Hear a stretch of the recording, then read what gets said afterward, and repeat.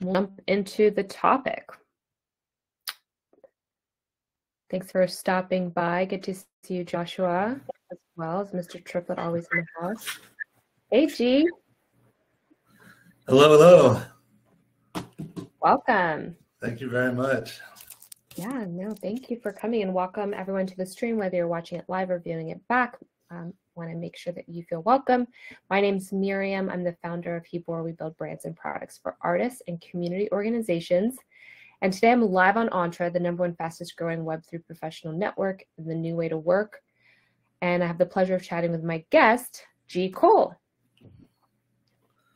Well, I'm really glad to be here, Miriam. Thank you so much for inviting me and just being who you are and part of my life and part of me being an artist, which I never really thought I would be.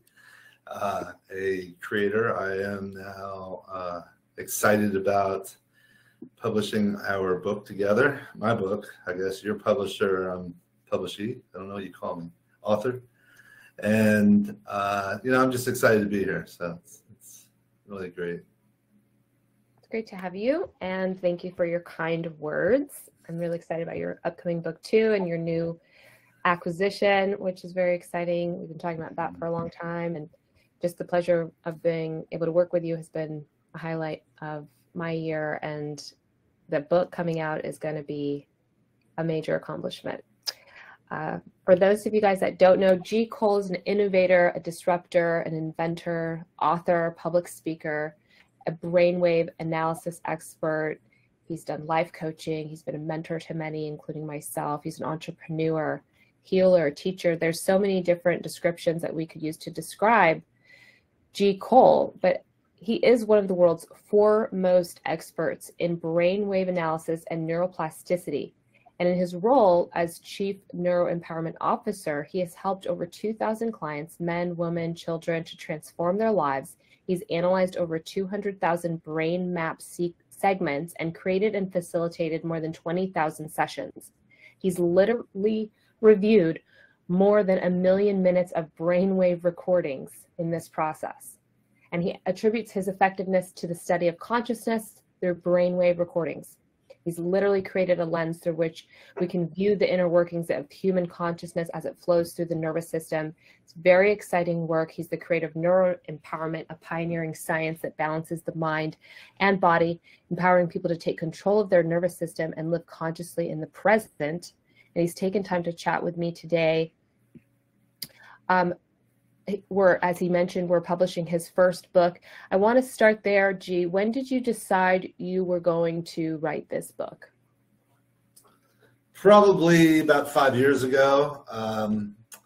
I worked with a coach and did some human design work.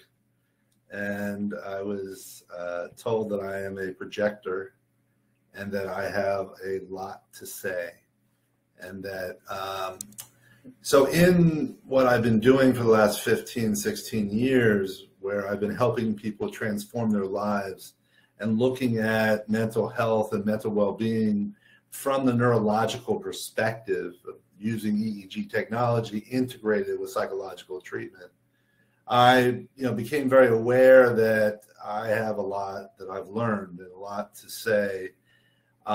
And since you kind of said something about the transition of Pathwaves, which is the company I've been, my company since 2016. Before that, I did all this work in my company also as the Brain Training Centers of Florida. And I kind of shifted from a company that says what the company does to a company that helps people have an experience of changing. It's really your path to better brainwaves for you. And that's how I came up with Pathwaves.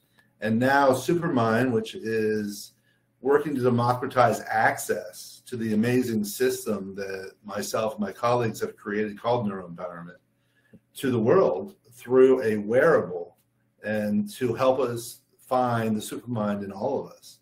And so that is Supermind is the new company, supermind.us.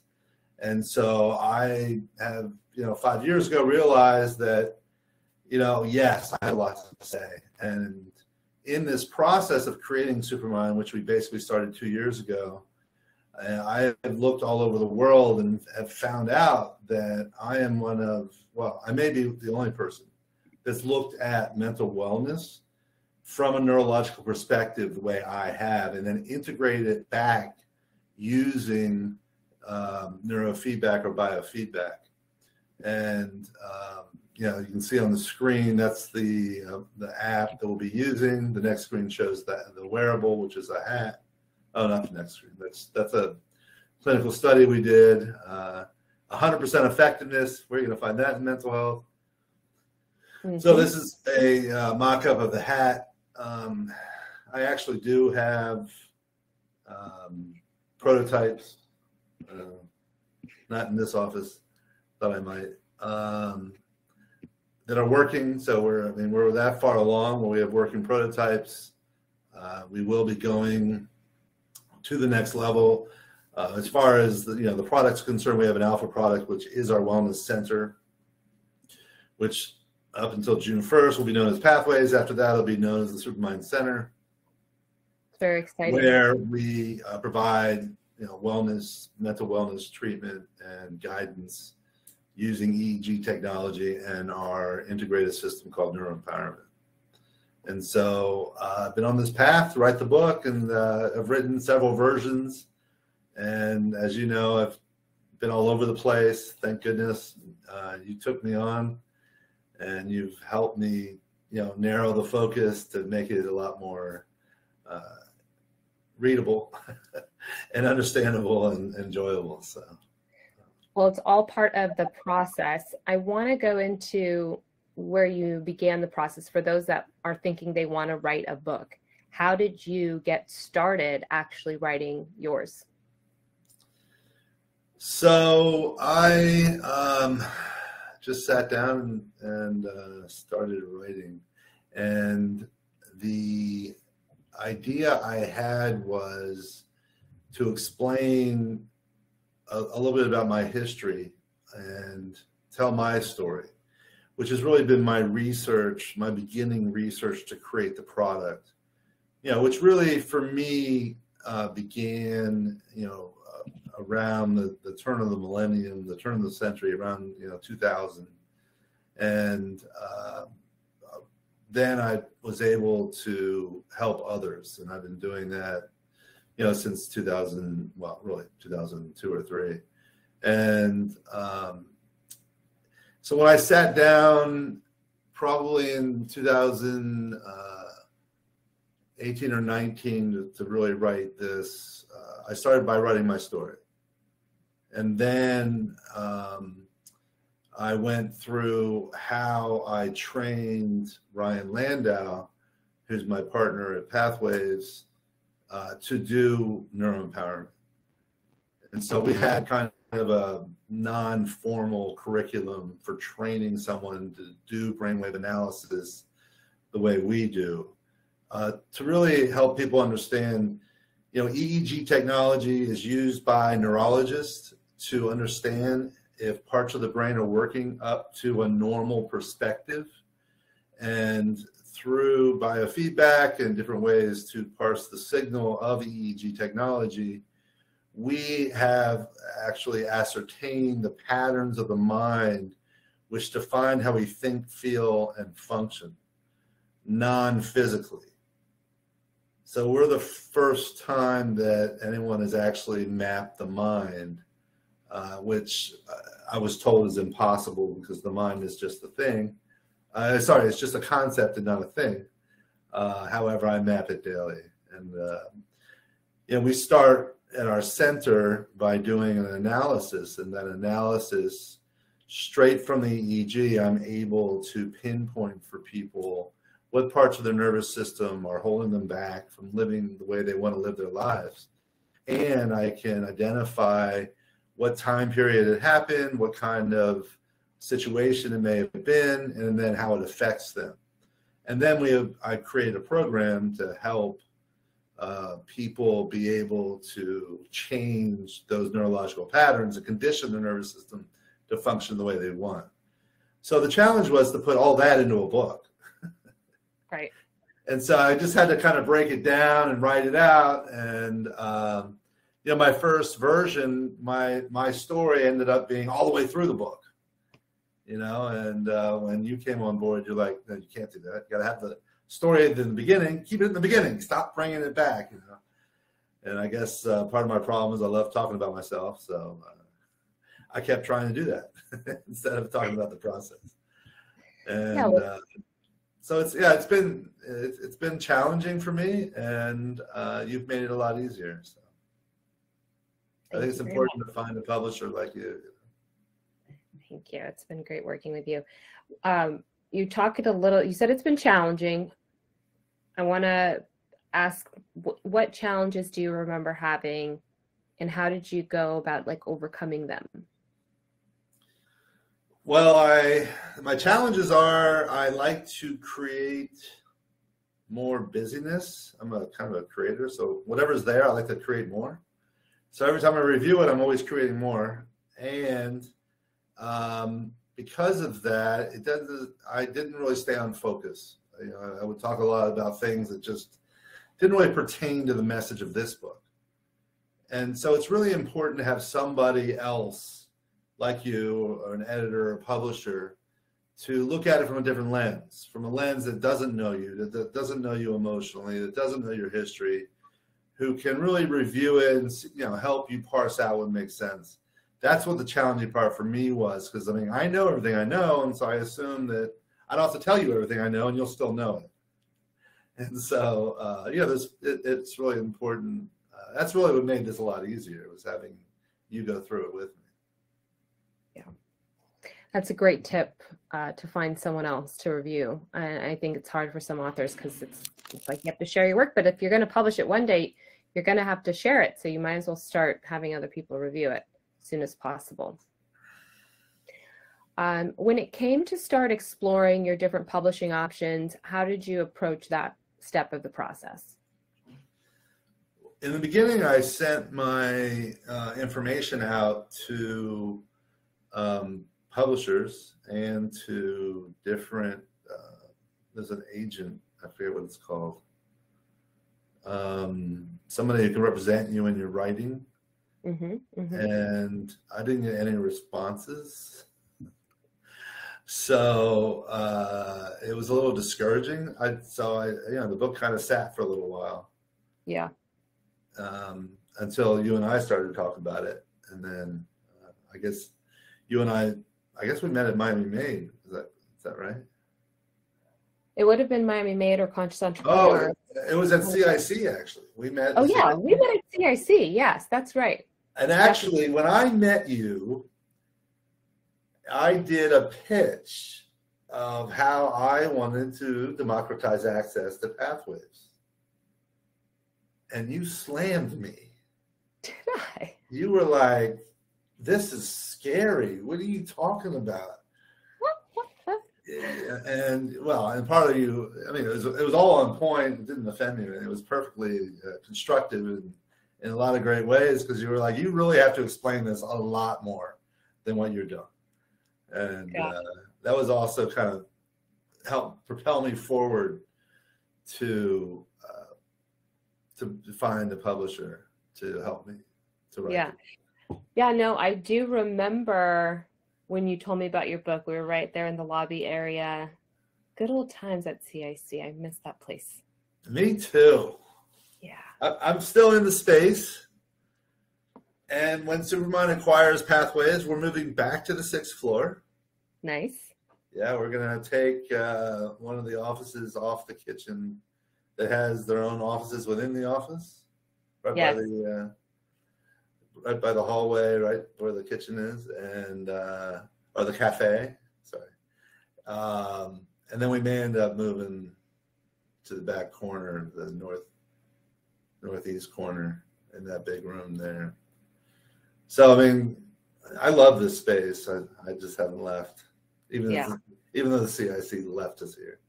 Yeah, it is a good space. And what you went through with exploring different publishers is totally normal. It's such an old industry, hard to crack into. One of the reasons why I started the company, because I was seeing that as a problem. So the publishing process, what has that been like for you so far? And be totally honest, because we want people to be able to learn from this interview. Well, it's been a nightmare until I found Miriam. Oh. Miriam, you've been amazing. I feel badly for you. I'm running 4 companies and writing a book. And I'm a father, and I'm a son. Today is my mom's 89th birthday. And, I just have so much going on that, I haven't hit our deadlines. And I'm like, I push you to make sure you get everything you're doing done. And then I don't do what I'm supposed to do. And you've been wonderful and really helpful and continually, and still a very vibrant project manager where I don't kind of feel guilty anymore. However, if I did, I'd be feeling guilty about how I've treated you. And I know I've done the best I can, and I know that you know that, so I don't have to worry about that. I don't, it's funny because I'm walking around at Miami-Made and at Venture Cafe and, all the events I go to at all the different co-working spaces and conscious community, I run into people all the time that say, hey, I can help you publish a book in 3 days. And I'm like, or 3 hours. I'm like, I'm not trying to just publish a book. Right. I have something really valuable to say. And I think there's a big difference. And that's a big part of the problem is I have, I've helped thousands of people just totally transform their lives to living from love instead of fear. And, that subject alone is just huge. Our cells want to create fear, and we can, through neuroplasticity, train them to create love. And when I say that, I'm talking about we create electricity to live in. And there's a different frequency of electricity for fear from love. So I'm literally talking about a different frequency of our bodies. And, it's a deep, and then you start talking about how that affects consciousness and, everything we've discovered by working with so many people for so much time. And I've dealt with horrendous things that have happened to people and helped them heal. People watching this may not know about the Surfside Tower, the Champlain Tower that collapsed. And I am basically, there's a charity that pays for people to get treatment outside of, for the recovery, for the PTSD and for the grief. And I'm the number one provider for that. And we handle significant trauma in people's lives and then help them transform. They'll be living full, happy, vibrant lives again. Yeah. And I mean, it's hard for me to express that in a book. Yeah. And so it's so important to have you on the team to, really say, hey, let's pay attention to what we're saying and let's make sure that we're saying as much as possible about this. Yeah. And we'll be talking and you're like, wait a second, that's not in the book. We got to add that to the book. I'm like, okay. And so then you give me another project. I get to go write another part of the book, It's exciting. It's fun. And, it's incredible the range of issues that you can address with this neuroempowerment. Really anything's on the table. I mean, our nervous system keeps track of everything that ever happens to us in order to keep us safe in the future. And I like to say the cosmic joke is, if that's true, then live in the now. Yeah. And because of that, our past has a lot of significance and an impact on our current function in our nervous system, unless we learn how to intentionally guide our nervous system to process that at every level. And what I see a lot is that people have a great way to transmute the energy of grief and anger and sadness and fear. And in that process, they're focusing on something new and they do a spiritual bypass or a spiritual neglect, and they don't fully process what happened and just kind of step into a better life. And that energy is still in the body until it's processed. And that turns into big issues for people physically and their health. And so, I mean, I see that when we do the EEGs and we're able to release that and help it flow. And, it's just such an important aspect to be able to process everything in our past so that our nervous system is no longer driving us to function entirely from our past so that we can be in the present and enjoy now. Yeah. What else can you enjoy? Right. So when we're going through the process, what have you learned from the publishing a book process that maybe other authors should be aware of? For me, it's been really important to schedule writing time on the book because I am working on so many things. It's been really important to, write a bunch and then leave it and then, come back to it, set up, different sections that I'm writing on and kind of set those apart and then make sure that my editor or publisher, is able to read all through and they can tell me if I said the same thing twice or 3 times. And then really think about, well, wait a second, do I want to say that twice or 3 times? Because sometimes repetition is the key. And, so scheduling it, having an editor or publisher or both actually, helping you project manage and get through is vital, and be true to yourself. And that way it's easy to put everything on paper and not worry about what other people think about that. Just understand that you're writing a book and it's, whatever you want it to be is what you get to create. And what other people think about that is really up to them. And I wouldn't worry that much about that, except let's make it understandable. Right. Which is one of my biggest difficulties because I really don't speak humanese very well. Yeah, well, they can be complex topics, but I think we've managed to break it down into understandable, digestible pieces. Yeah, the we part of that, yeah, definitely. Yeah. And when this wasn't your first book that you have been published in, you were published in another book. Do you want to tell us a little bit about that process and how that went about? So yeah, I ran across a friend of mine who was like, "Hey, my organization is Mission Matters, and we're all about how important a person's mission is, and we get entrepreneurs and people to write about their mission and how important that is to them and how they're living their life to fully support their mission." And so he asked me to write a chapter for one of his books. And so I wrote a chapter on mental health, which kind of described I lived through 7 years of depression and could not get help. I had anxiety issues, sleep issues, and addiction issues, and I just could not get the help I needed out there. And so the industry that was not capable of helping me is pretty much the same as it is today, which, if you look at the statistics on mental health, they have continually gotten worse. So obviously the system in place for mental health is not working.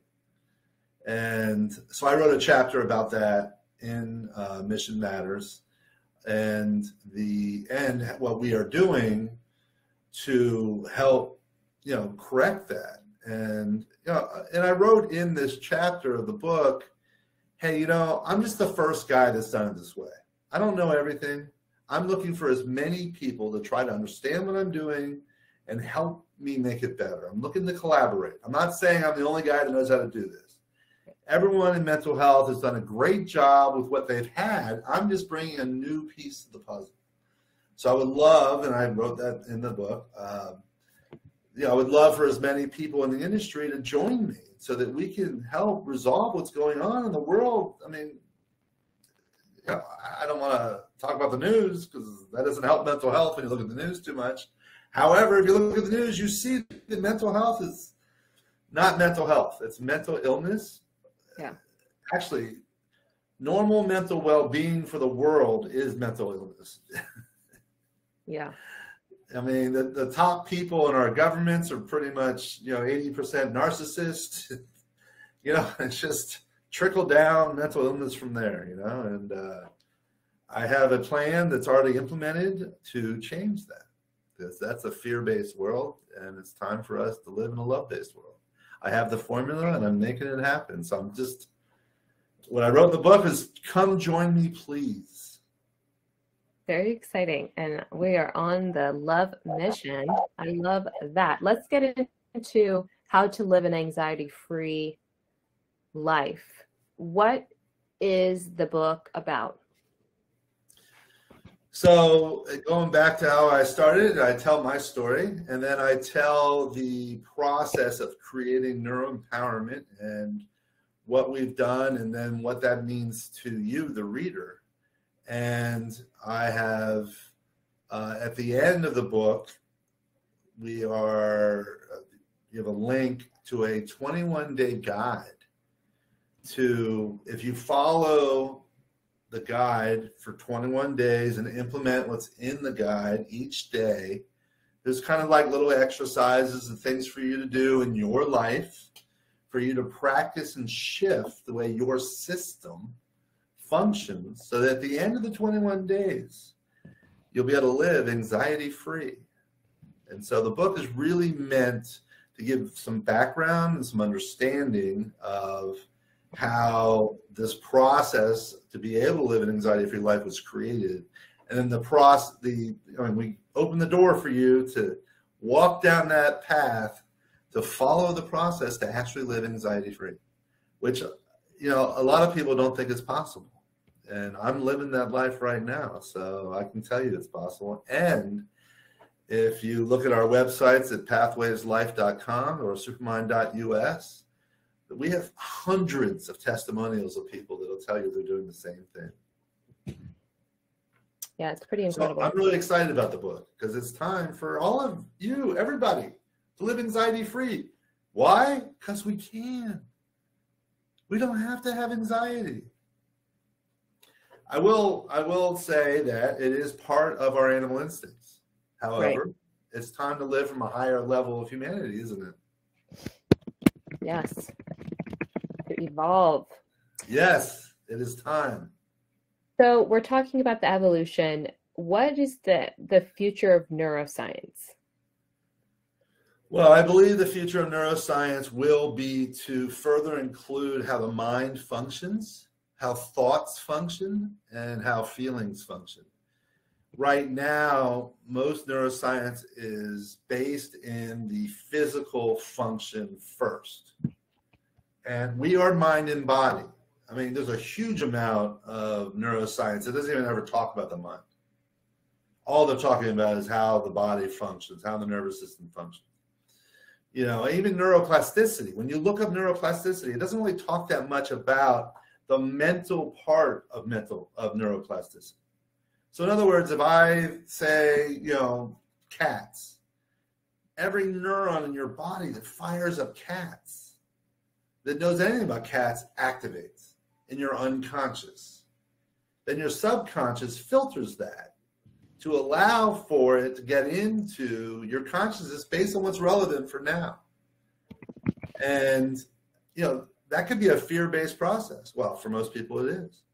And we are able, through neuroplasticity, to shift that. And I believe that's going to be a huge part of neuroscience in the future, where we are going to have more and more technology, not just what I've created and am creating, to be able to understand how important the mental side of neuroscience is.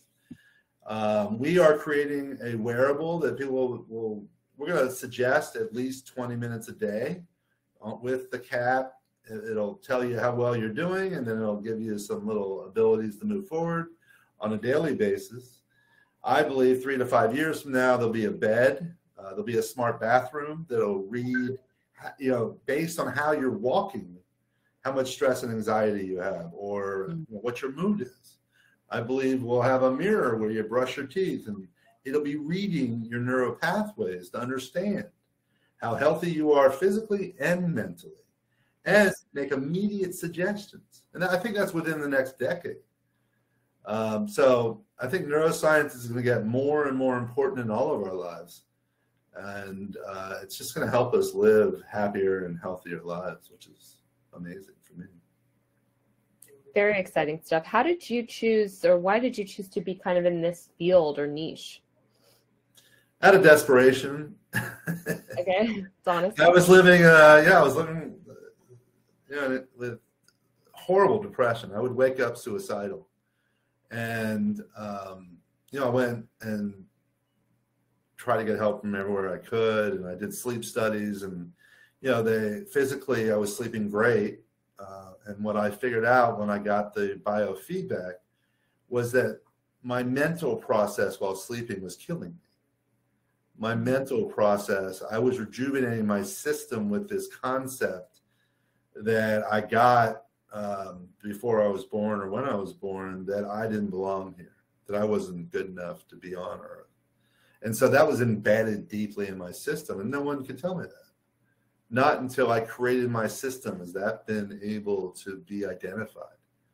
And so, it's been an amazing process for me to be able to develop all of this. And so once I got myself better, I did the next thing on the path, which was to start to help others.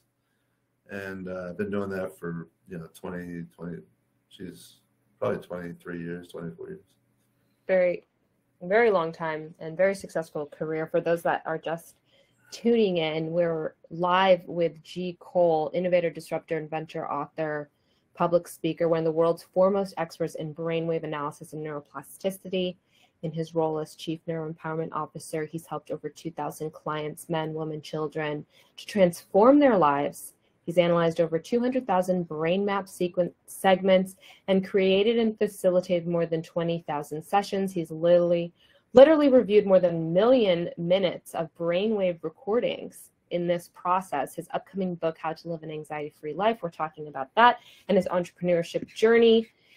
Let's talk a little bit about being an entrepreneur. We're on Entre right now, the social network for entrepreneurs. What's been the most challenging part of being an entrepreneur for you? Well, I've called my business many times my high-priced hobby. Okay. I have done this because I believed in what I was doing, and I have placed doing a very, very good job, actually, efficacy above profitability for a little too long. Spent millions of dollars developing this.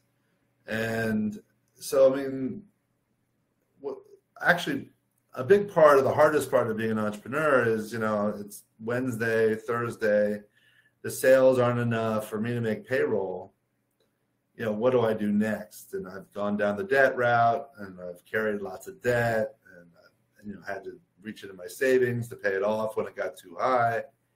I've actually, where I got to a place where I'm living from love, and told my employees, hey, I love you guys. What we do is great. I can't pay you this week. We'll probably be able to pay you soon. And I got to see what happened, right? Because, as an entrepreneur, I would think they're going to walk out. They're going to say they hate me and walk out. And they stayed with me because they also love what we are doing. And so I've had so many amazing opportunities as an entrepreneur to test the bubble, to see what happens when I have to call my landlord and say, hey, I can't pay you right now. And my landlord, I've never evicted me. Hey, I even got 3 to 6 months behind. I always, was honest up front, talked to him before the debt was incurred. I didn't wait until it was too late. There's a lot to overcome as an entrepreneur, especially when we talk about fear. Yeah. When we can be an entrepreneur from love, and we can just speak our truth and be loving and say, how can I help you with the problem that I'm creating for you? Things change drastically, and that's really been one of my best lessons.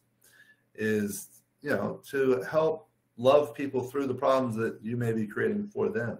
Mm. And I got to tell you, being an entrepreneur is not easy. Mm-hmm.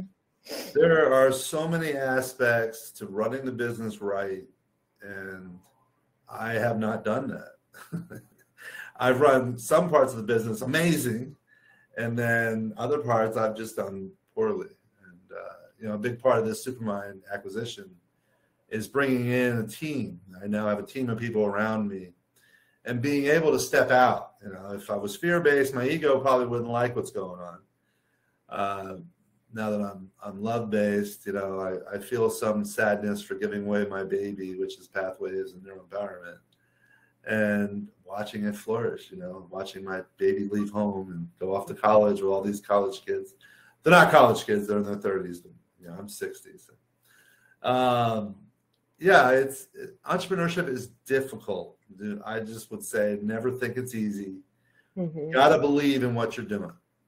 If you don't believe in what you're doing, you're not going to sustain it. You got to love yourself first, love your business second, and love what you're doing.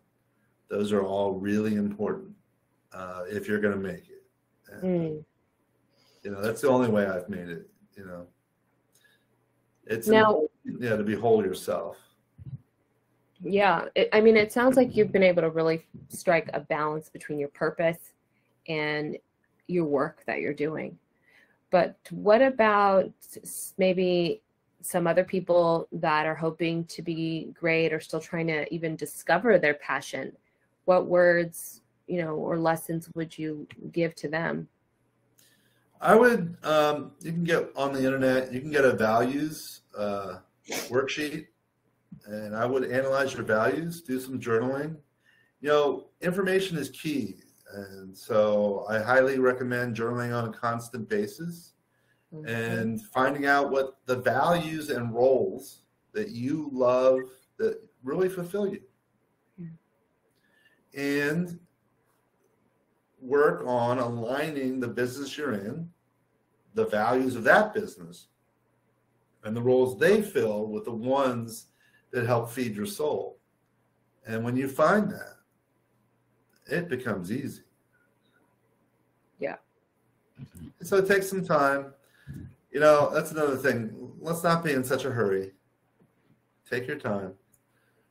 Keep the information. Information is key. Journal. Keep track of what's happening.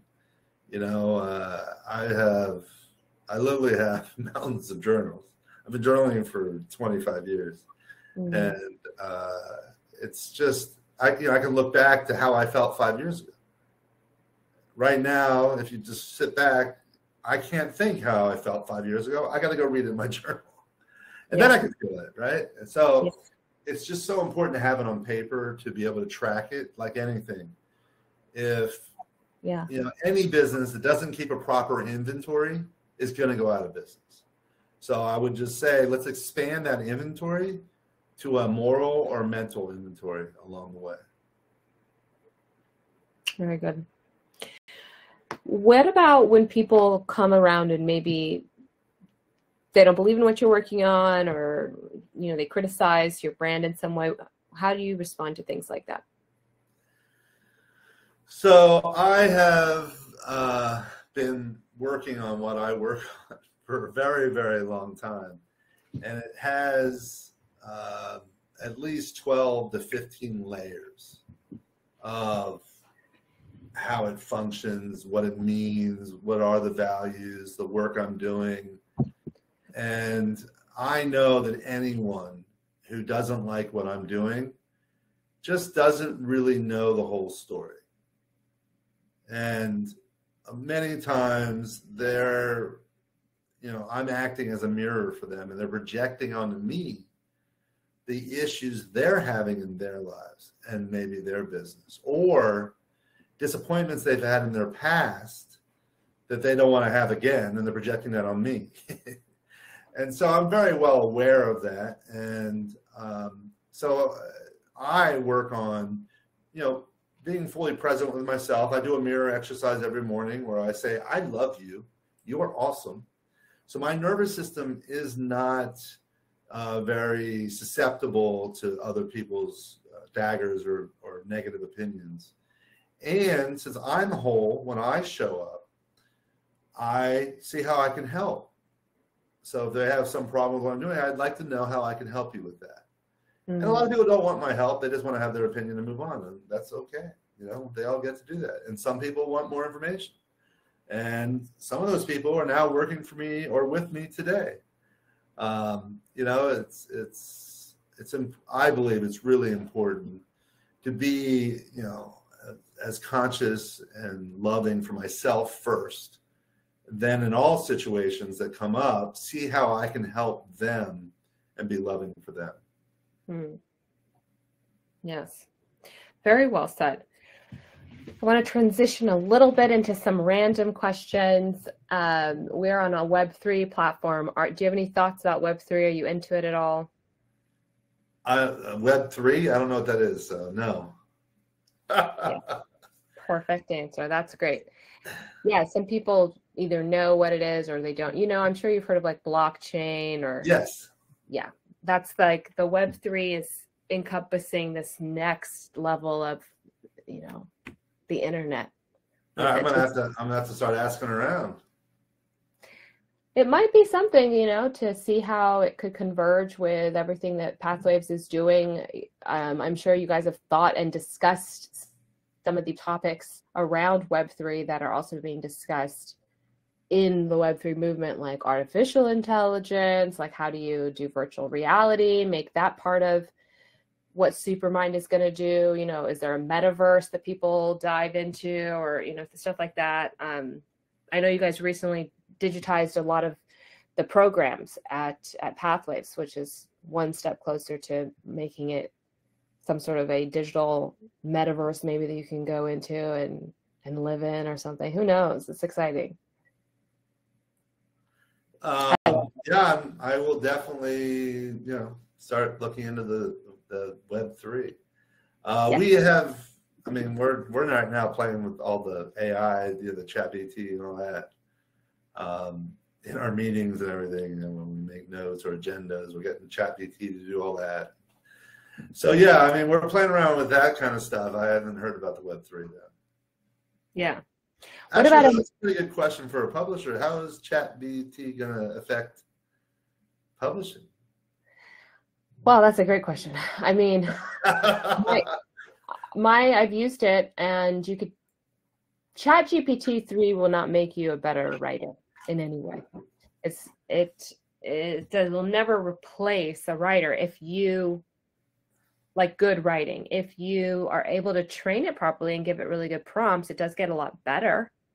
I think it's a good thing. I think it's going to save people a lot of time.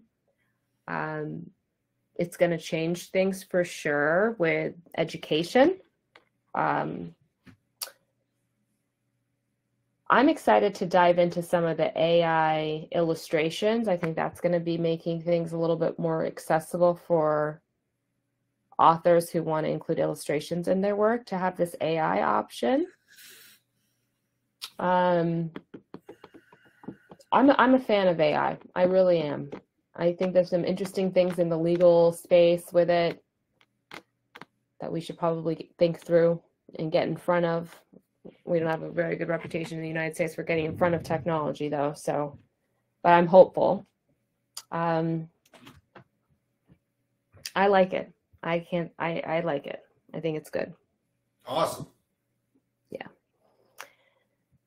I think people should be honest with it. Like when we generate a blog article using AI, we always say that. We say that this article has been artificially intelligence generated. I think that that's something people should be transparent about, and I do believe in that. So we're leading by that example. I know there are a lot of people out there doing blog posts and under their own name and saying that it's GPT. I don't think that that's a good idea. And you're really not helping anybody, but you're not helping yourself there. When you're right, might not be true to yourself. Yeah, I mean, the number one point, yes. Yeah, that's the thing. It's like, again, people are afraid to use their own voice, so they're using a computer instead. But we have to shift them into this new world where they're accepted. They can say what they want to say. Yeah, it's interesting. I'm excited for the time where we can just think stuff and it will appear in front of us. Yeah. I mean, that's kind of already happening. In a limited basis. Neuralinks, which is one of the companies, they're actually embedding chips, making cyborgs out of people who are disabled or have prosthetics that will run their prosthetics. So they're having a thought, and the machine part of them is doing the action they're thinking about. Yeah. So yeah, that's happening. It's also there are applications with video games where you're able to control part of what's happening in the game with your, just your thoughts. Yeah. And so I mean, that's happening. That is something that we will guard very closely because we do have a understanding of consciousness and how Homo sapiens functions. So, I mean, we have a lot of information that I believe is best kept for the individual to utilize. I don't know that we're going to get that much into analyzing or monitoring thought processes for multiple people applications. Well, that could definitely be another future book, I would say, Yeah, I'm ready. Let's write it. Yes. I'm excited to read your thoughts on it is what I'm after. Because I'm interested. I'm ready to get hooked up to the Neuralink. Port me in. Well, I don't do Neuralink. Neuralink's that makes you a cyborg. So I don't do that kind of thing. I mean, they actually, pull cut your skull and put a chip on your brain and then put your skull back and your skin back. I heard that they just do a tiny hole right behind my ear and I can control it with my smartphone. Well, I don't know about that application, so maybe there's more to it. I don't know.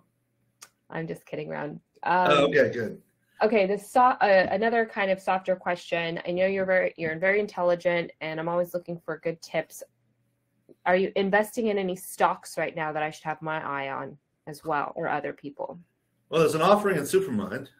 Really? Are you? Yes. You guys are going to do a WeFunder? No, it's through us. I mean, we aren't going through anybody else. I don't know. I don't have any stock tips for you right now. All right. No worries on that one. Let's just get into one. We're falling quickly at the end of the time here, but so you talked a little bit about this. Why do you think that our mental health treatments are falling short these days? What are some of the biggest mental health issues that we're facing? And what is your brand doing, about this?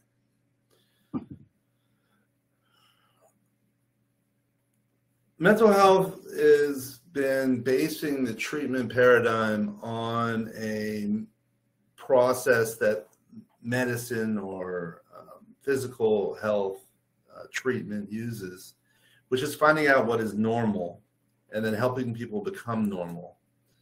It's just part of our process, and that's also part of the Homo sapien design. I mean, we're fear-based pack animals, so we have a natural, unconscious drive to fit in, and to fit in, part of that is to be normal.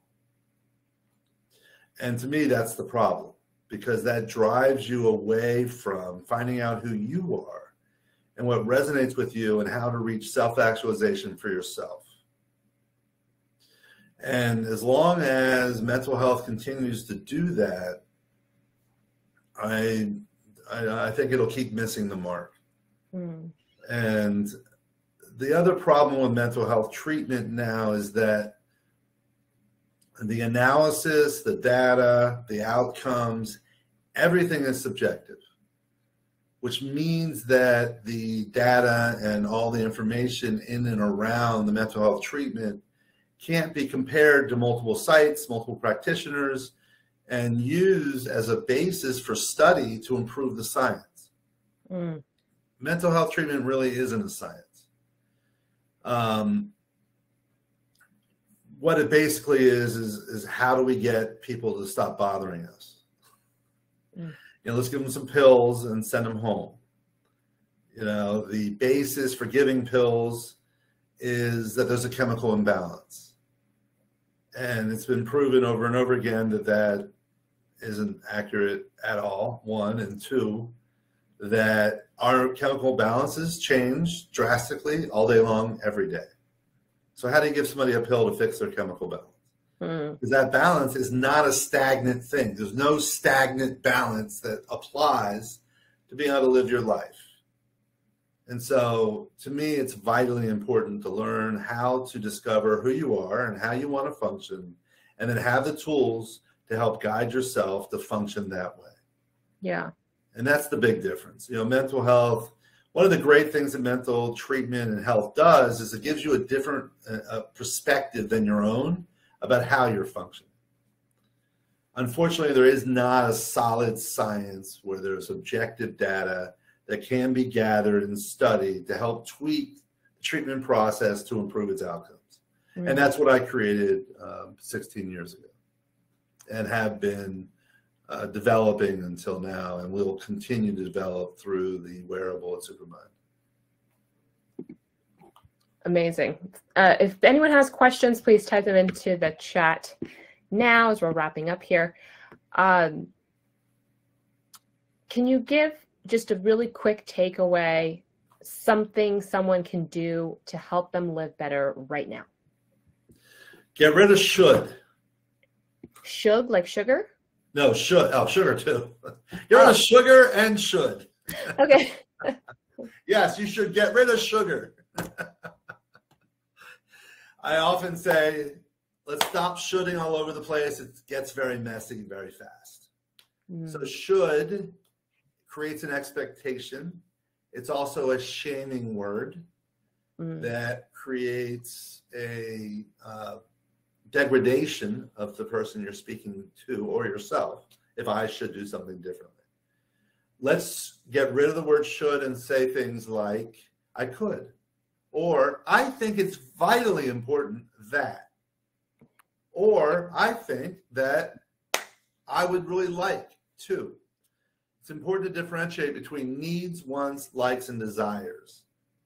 And should tells our nervous system that if we don't do it, that a part of us, maybe just an identity, which is mental and physical, dies. And it's just a damaging word. Yeah. Great tip. This has been really nice to chat and find out some of the things that you've thought about as we've gone along this process. How can people further support your work, get in touch with you if they have more questions? Reach out to me at, I've got empowerg.com. I have a contact page. At supermind.us, there's a contact page. Or at pathwaveslife.com. All of those have phone numbers that you can call or emails.